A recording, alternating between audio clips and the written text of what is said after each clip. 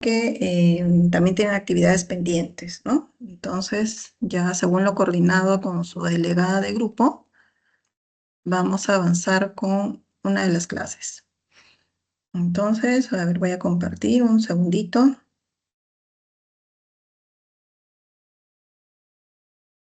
Recuerden, por favor, que esta clase está siendo grabada. Tanto su registro de asistencia como todas las actividades, ¿no? Todo lo que se desarrolle dentro de esta teoría está siendo grabado. Así que, por favor, nuevamente, repito, su compostura con respecto a la participación, ¿no? Con respeto al docente y con respeto entre ustedes también.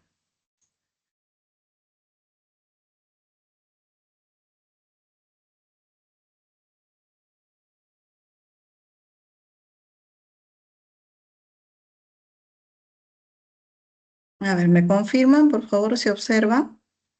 ¿Se observan, se escuchan? Sí, doctora, se observa todo. Ya, muy bien. Entonces, chicos, este es uno de los exámenes especiales, podríamos decir, de laboratorio, porque acá ya vamos a trabajar con líquidos biológicos, ¿no? Como ven en el título es estudio del líquido seminal, una de las pruebas especiales que se pide en laboratorio, sobre todo para poder evaluar fertilidad, ¿no? En el caso de parejas que no pueden concebir, entonces se le hace el estudio al varón, ¿no? Entonces este es un estudio complejo, vamos a recordar algunos fundamentos y hablar del examen para que se pueda interpretar adecuadamente.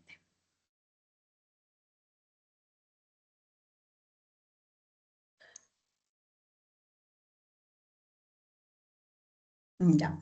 Entonces, este examen también se conoce como espermatograma o espermograma y es un examen que nos va a brindar la capacidad de evaluar cómo está la reproducción en el varón, ¿no? Es un examen en realidad de bajo costo que se realiza en la mayoría de laboratorios de hospitales generales, ¿no? Y nos permite llegar a un diagnóstico para determinar si el varón necesita un tratamiento médico, un tratamiento quirúrgico para mejorar en su capacidad reproductiva.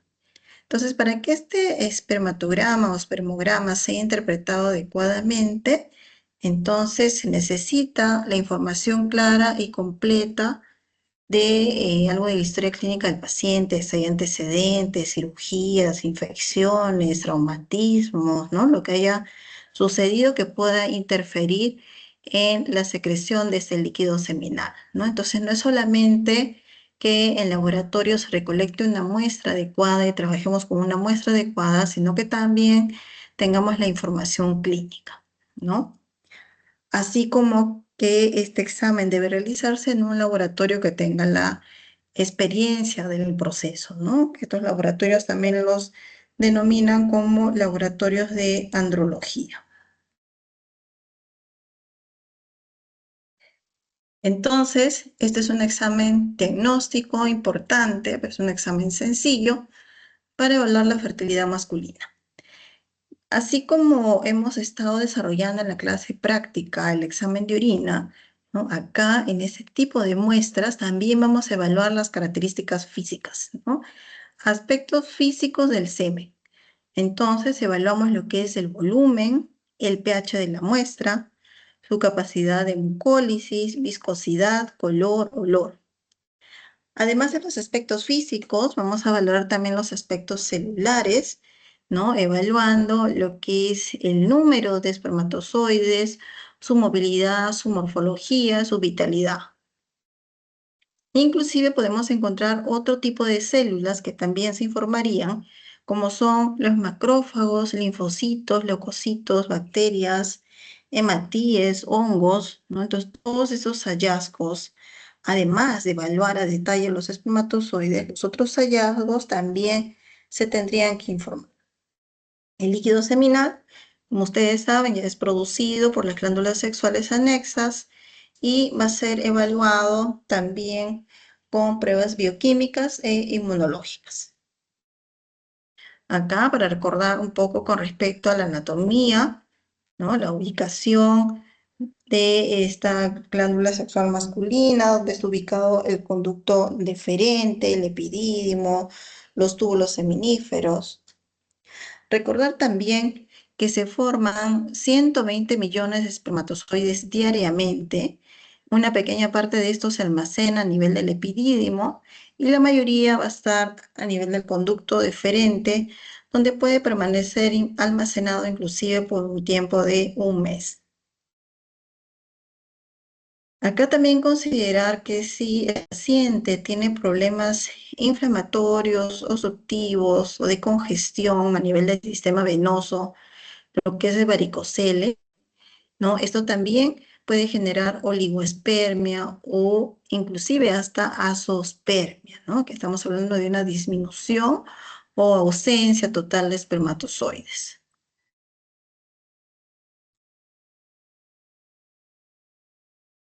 Entonces acá una imagen, un flujo que nos ayuda a recordar, ¿no? Que a nivel de hipotálamo se produce esta hormona, ¿no? GnRH, que estimula hipófisis para la secreción de LH y FSH, ¿no?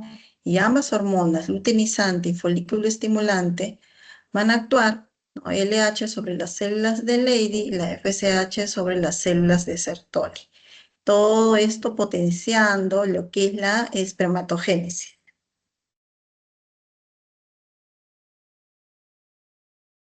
Entonces, hablando específicamente sobre las células de Sertoli, estas constituyen lo que es el 85% del volumen testicular, ¿no? Acá también se considera que va a secretar varias proteínas y hormonas, enzimas, todas ellas importantes en su participación de la espermatogénesis. Tenemos, por ejemplo, la hormona antimülleriana, que va a ser producida en la etapa fetal, ¿no? Y va a participar en la maduración de los túbulos seminíferos.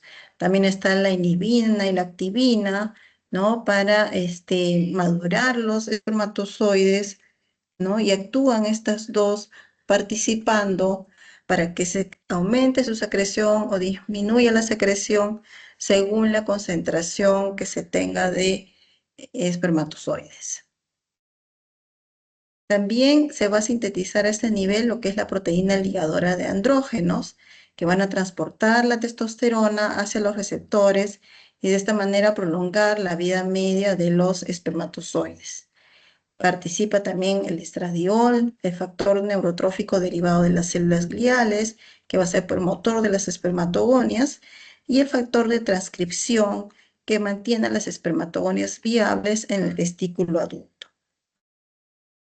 Las células de Leydig, que también las habíamos mencionado, importantes por su producción de testosterona. Estas tienen un patrón diurno, ¿no? Que es decir, máximo en la mañana, ¿no? Y la hormona luteinizante va a ser producida en la hipófisis, estimulando las células para que se produzca la testosterona. La prolactina inhibe también la síntesis de la hormona luteinizante y baja la producción de los espermatozoides. Con respecto a la próstata, ¿no? Que también está considerado como parte del órgano sexual masculino, esta secreta una proteína importante que se conoce como PSA, que es el antígeno prostático específico, un examen laboratorial muy solicitado, muy conocido, ¿no? Se solicita en la mayoría de pacientes ya entre adultos jóvenes, adultos mayores. Entonces, este antígeno prostático es secretado a nivel de la próstata, ¿no? Junto con el zinc, el magnesio, la espermina, fosfatasa ácida y la fibrinolicina. Entonces, considerar también que este PSA lo van a encontrar con otros nombres en la literatura, ¿no? Como calicreína, seminina, semenogelasa, pero el nombre más común como marcador para que ustedes lo puedan solicitar para control en laboratorio es el de PSA y su función va a ser la de licuefacción del semen. Así también tenemos a la vesícula seminal, ¿no? Otra estructura importante del órgano sexual masculino, esta vesícula seminal produce el 60% del volumen seminal y va a estar formado por secreción mucoide, que es rica en fructosa, por prostaglandinas y por otras sustancias nutritivas para el esperma.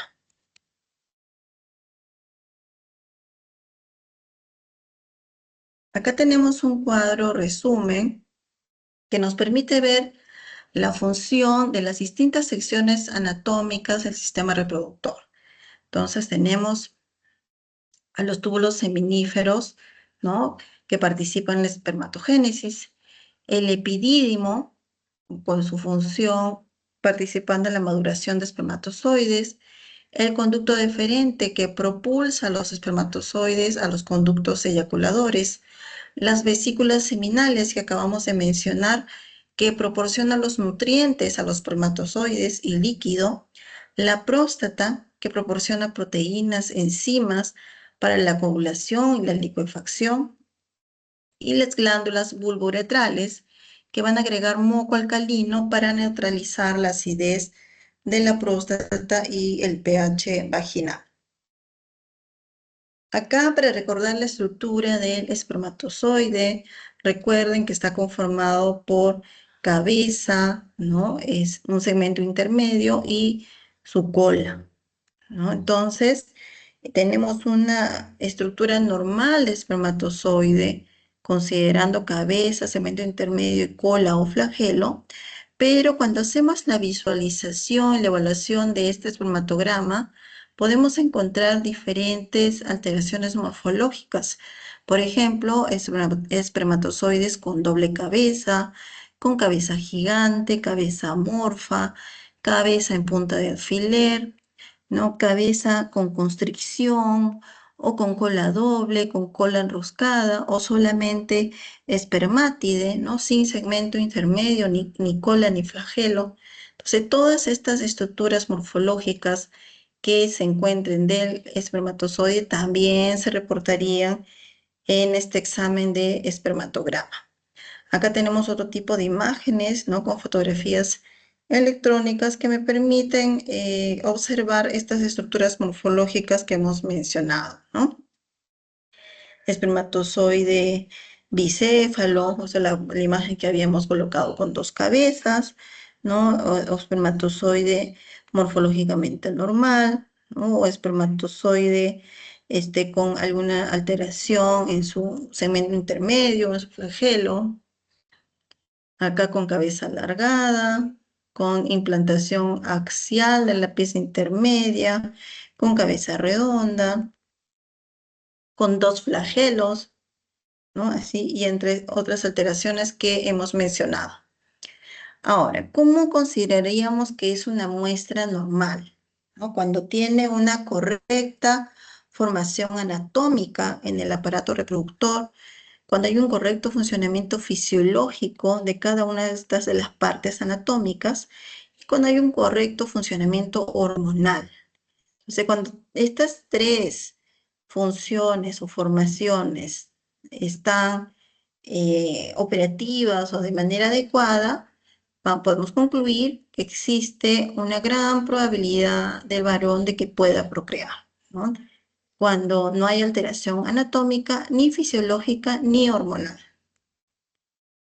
¿Y cuándo podríamos considerar que la muestra es anormal? Cuando hay defecto hormonal, defecto anatómico, defecto fisiológico, un paciente con infecciones, antecedentes de infecciones, entre otros, ¿no? Entonces, con todas esas alteraciones diríamos que lo más probable es que ese varón no pueda procrear. Entonces, ¿cuándo estaría justificado hacer este estudio de espermatograma o de líquido seminal? En aquellas parejas que tienen problemas en su concepción, ¿no?, después de 6 meses que están intentando procrear sin utilizar métodos anticonceptivos, entonces ya medita un estudio, tanto en varón como en mujer, ¿no? En este caso estamos hablando del estudio del varón. Entonces, pacientes que están también con tratamiento hormonal, o por ejemplo, que han tenido alguna enfermedad crónica o una neoplasia y han estado con tratamiento de quimioterapia también, eso puede alterar, ¿no?, su concentración, su morfología, su fisiología de todo este líquido seminal. Este examen también se pide posterior a una vasectomía, justamente para verificar que ya no hay secreción de espermatozoides. O también como estudio previo a procedimientos de capacitación espermática. En el caso de las instrucciones que vamos a dar para recolección de la muestra, acá debemos seguir las recomendaciones de la OMS, ¿no? Con respecto a la muestra seminal, se aconseja un periodo de abstinencia sexual de 2 a 7 días, ¿no? ¿Esto para qué? Para tener una buena concentración de espermatozoides. Entonces, esta muestra debe ser depositada en un recipiente estéril o limpio, de boca ancha, ¿no? Que permita que todo el líquido seminal se deposite en el recipiente. En el caso de pérdida de una gota del semen, la muestra no debería ser recepcionada, la muestra no se debería llevar al laboratorio. Es importante recalcar eso en el paciente, ¿no? Que dé la información real para que en todo caso, si se requiere repetir en la recolección, lo pueda traer posteriormente. Pero recalcando que se debe cumplir los mismos días de abstinencia. Informarle también al paciente es la importancia de no perder ninguna gota, ¿no? Por ejemplo, en la primera gota de la muestra de semen, el contenido es cerca del 50% del total de espermatozoides, ¿no? Por eso la importancia de que esté la totalidad. El recipiente debe ser tapado de forma hermética inmediatamente apenas se recolecta la muestra, rotulado, marcado con nombre del paciente y transportado al laboratorio a temperatura corporal o temperatura ambiente de 30 a 36 grados y entregado para su proceso en un máximo hasta de 1 hora. ¿No? Posterior a ello, ya no estaríamos cumpliendo las condiciones preanalíticas. Si tenemos alteraciones en la temperatura para transportarlo, o nos excedemos de este tiempo para entregarlo al laboratorio, ya sería una muestra adecuada y no debería recepcionarse. Y la muestra se recoge obviamente por método de autoestímulo o de masturbación. Entonces, importante recordar acá los días de abstinencia sexual, ¿no? Según OMS, se pueden recolectar de 2 o 3 muestras con 7 días de abstinencia, ¿no? Y si va a pasar de los 7 días de abstinencia, esto no debe exceder de los 3 meses, ¿no? Para que tengamos una muestra adecuada. Podemos tener variación en la cuenta espermática. Bien, esta imagen es un estudio, recuento de esperma y según el tiempo en el que se solicita, como tenemos diferentes picos, ¿no? Y esto varía, obviamente, si cumple o no el paciente con el tiempo de abstinencia. Sobre todo para este examen es importante que cumpla las indicaciones. Ahora, empezando por el examen físico que ya habíamos mencionado, acá nos referimos a lo macroscópico, ¿no? ¿Qué es lo que va a evidenciar el analista? Va a evidenciar la liquefacción de la muestra, su volumen, su viscosidad, el aspecto y el pH. Con respecto al volumen, ¿no? El líquido seminal se forma de las secreciones de las diferentes glándulas que hemos mencionado. Entonces, de la vesícula seminal, esta aporta el 60% del líquido seminal. La próstata, el 30%. El epidídimo y las glándulas vulvoretrales, el 10%. Se considera el volumen normal para un mínimo de 2 días de abstinencia de 2 centímetros cúbicos. Entonces, es lo mínimo que debería entregar el paciente de volumen de líquido seminal. Cuando hay menos de este valor, entonces ya hablamos de hipospermia, ¿no? Que ya sería una causa de la alteración de la producción, de la disminución de la producción de líquido seminal, y ya estaría relacionado también con niveles de testosterona bajos, ¿no? Entonces ya solamente valorando el volumen que entrega el paciente, ya nos daríamos cuenta si tiene o no tiene alguna alteración. Disculpen, ¿hay alguien que quiere participar? Porque estoy escuchando algunas voces al fondo. ¿Alguien que quiere comentar algo?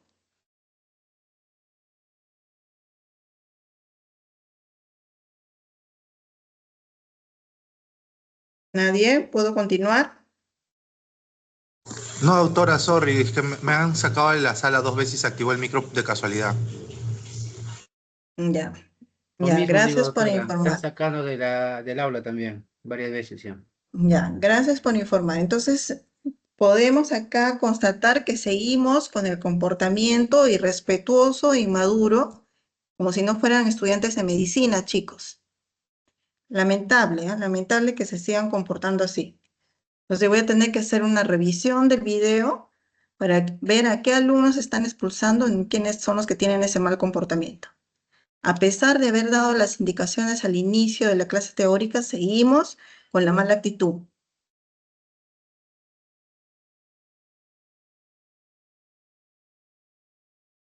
Ya, entonces estábamos comentando con respecto al volumen, el volumen y cuánto es lo mínimo que se debería de entregar.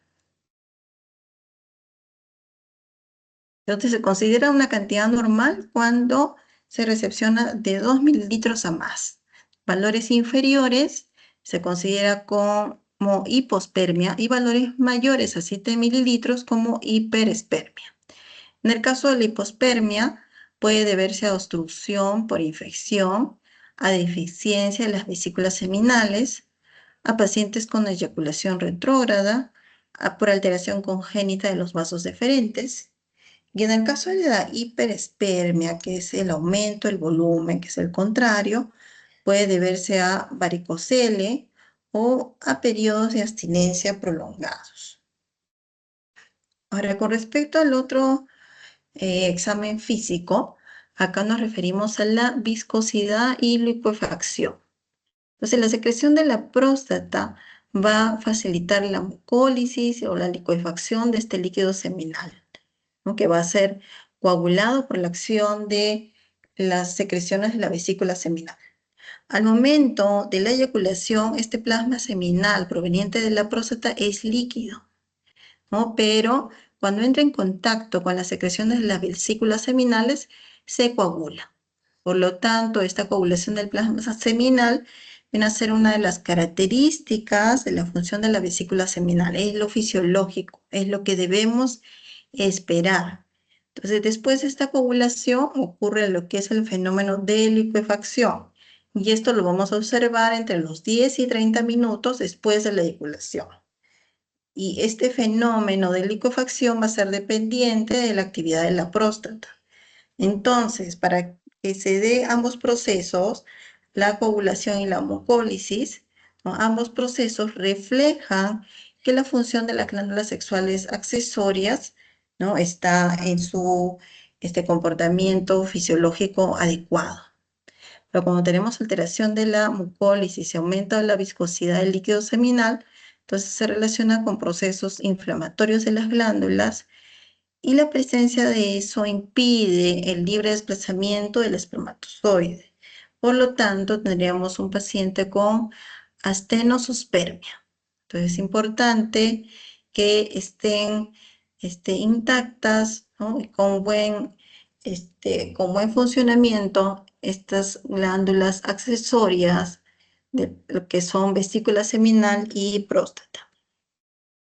Pasando a lo que es el aspecto, lo normal es que la muestra tenga un aspecto opalescente grisáceo, ¿no? Esta muestra va a coagular casi inmediatamente, ¿no? Y también podría tener característica de hiperviscosidad cuando tiene exceso de moco. ¿Qué colores consideraríamos patológicos? Un color rojizo parduzco por presencia de sangre, un color amarillo verdoso por presencia de infección. Con respecto a la determinación del pH, lo normal es que este líquido seminal tenga un pH entre 7.2 a 8.1, pH que va a neutralizar el pH del ácido vaginal. Tiene un contenido importante de fructuosa y ácido cítrico que le van a dar su acidez al líquido seminal. Entonces, Tampoco hay evidencia de que un pH más alcalino sea patológico, ni que valores inferiores puedan indicar tal vez alguna infección, ¿no? Entonces, acá tendríamos que realizar estudios complementarios para realmente valorar si ese cambio en su pH se debe a un proceso infeccioso, ¿no? O algún otro tipo de alteración. Ahora, pasando al examen microscópico, acá lo que vamos a evaluar es la cantidad o concentración de espermatozoides, cómo está su movilidad, su vitalidad, si hay otros elementos agregados, ¿no? Como hemos mencionado, podemos encontrar bacterias, parásitos, linfocitos, entre otros. Y cómo está su capacidad espermática. Entonces, el recuento se realiza en unas cámaras especiales, ¿no? Las cuales tienen unos cuadros de medición con un espesor especial que nos permite evaluar la cantidad de espermatozoides en millones por mililitro. Entonces, con respecto al recuento, el valor normal es que se secrete mayor a 20 millones de espermatozoides por mililitro de semen.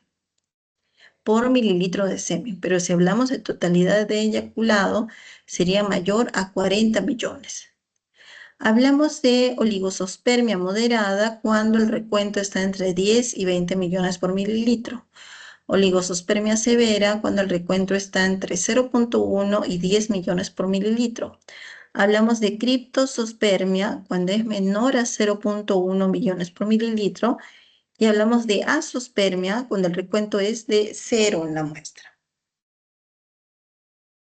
Con respecto a la movilidad y la vitalidad, acá lo vamos a clasificar por letras, ¿no? Estaría dentro de la categoría A cuando son espermatozoides con movimiento progresivo rápido, es decir, tienen un desplazamiento rápido en la trayectoria rectilínea. Hablamos que es de clasificación tipo B cuando son progresivos lentos y tienen un desplazamiento recto pero lento. Hablamos de clasificación C cuando son pendulares y tiene movimiento pero sin desplazamiento. Hablamos de clasificación D cuando son inmóviles, ¿no? Ausencia de movimiento. ¿Cuándo lo vamos a considerar normal con respecto a movilidad y vitalidad? Cuando en la clasificación A tenemos mayor al 25% o cuando tenemos clasificación de A más B, pero sumando ambas es mayor al 75%. Entonces, morfología normal, esperamos que en morfología sea normal mayor al 30%, ¿no? Ya en vitalidad, los normales vivos mayor o igual al 60%, y necrospermia cuando la vitalidad es menor al 60%. Otros elementos agregados que se pueden encontrar son células epiteliales, que son escasas generalmente, pueden estar aumentadas en procesos congestivos o cuando se ha sometido al paciente a algún procedimiento, alguna manipulación excesiva. Podemos encontrar eritrocitos y eso siempre va a ser patológico. Puede ser por un proceso maligno, por congestión del uretra o de la próstata o de las vesículas seminales o por algún traumatismo. Podemos encontrar aglutinaciones, ¿no? Aglutinaciones de espermatozoides vivos cuando hay anticuerpos antiesperma o déficit de las hialuronidasas. Podemos encontrar aglutinación con espermatozoides muertos cuando hay deficiencia de espermatogénesis, ¿no? O deficiencia de las glándulas accesorias, ¿no? Que es próstata y de las secreciones de la próstata y de la vesícula seminal. Podemos encontrar leucocitos o piocitos. Esto va a estar presente en procesos infecciosos, cuando hay exposición a altas temperaturas, cuando el paciente ha sido sometido a algo tóxico o algún fármaco, o hay presencia también, por ejemplo, de tricomonas, ¿no? Entonces, patógenos asociados, no frecuentes a infecciones de las glándulas masculinas puede ser por agentes como el micoplasma o el ureaplasma. Mencionamos que también podemos hacer estudio bioquímico del líquido seminal, ¿no? Se puede hacer dosaje de ácido cítrico, de fosfatasa ácida, fructosa y hialuronidasas. Y esto es para evaluar la actividad de la vesícula seminal, cómo está su viabilidad espermática, si hay procesos infecciosos o inflamatorios, ¿no? Donde va a generar pérdida de la primera porción de la eyaculación, por ejemplo. Vamos a evaluar cómo está su marcador o concentración de PSA, cómo está la fosfatasa ácida y todo eso para valorar su actividad prostática y valorar si hay presencia de tumores, ya sean malignos o benignos. Acá hay un cuadro que me permite ver los parámetros de evaluación en el paciente, como aspecto, liquefacción, viscosidad, entre otros que hemos mencionado. Tenemos a su derecha el valor referencial y la alteración que podría presentarse, ¿no? Entonces, con respecto al aspecto de este líquido seminal, diríamos que debe ser un aspecto nacarado. La liquefacción se debe completar en 40 minutos. Su viscosidad, es decir, la filancia de este líquido seminal debe ser menor de 2 centímetros. El pH, ¿no? Debe ser mayor a 7.2. Su volumen, que debe estar entre 1.5 a 5.5. Y si no es así, ya hablaríamos de alteraciones como aspermia, hipospermia o hiperespermia. Con respecto a la cantidad en su recuento, por eyaculado debemos tener más de 40 millones de espermatozoides. Con respecto a su movilidad, ¿no? Si tenemos espermatozoides con movimiento de clasificación tipo A más B mayor al 50% o solo de tipo A mayor al 20%. Y con respecto a su concentración, más de 20 millones de espermatozoides por mililitro. Con respecto a su vitalidad, más del 75% de las formas no teñidas con eosina, ¿no? Es lo que se espera encontrar. Con respecto a su morfología, que más del 30% de espermatozoides tengan características normales, ¿no? Entonces, ese es un cuadro que nos resume todo lo que vamos a evaluar y cuáles vendrían a ser sus rangos normales o referenciales o sus parámetros para poder interpretar adecuadamente. Muy bien, chicos, esto es lo que íbamos a desarrollar el día de hoy. Entonces, ¿tenemos alguna pregunta?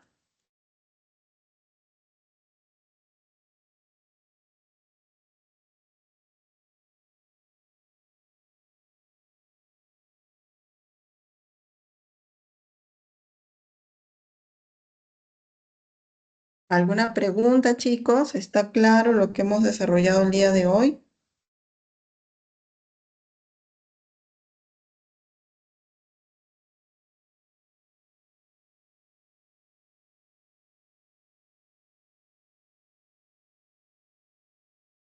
Anneli, ¿algún comentario? No hay ninguna pregunta por parte del auditorio, doctora, por el Ya, momento. ya, muy Doctora, bien. por interno le envío, hay unos compañeros que han tenido problema con el Teams, han mandado a soporte técnico, por lo que no han Ya, podido conectarse. muy bien. Sí, también quiero coordinar el tema de estos alumnos que han estado expulsando a tus compañeros también por interno, por favor. Ya, ya, doctora. ¿Ya? Muy bien. Muchas Ya, gracias, chicos, doctora. muchas gracias, gracias. Buenas tardes. Buenas tardes, doctora. Gracias, Gracias. doctora. Gracias, doctora. Buenas Muchas tardes. gracias, doctora.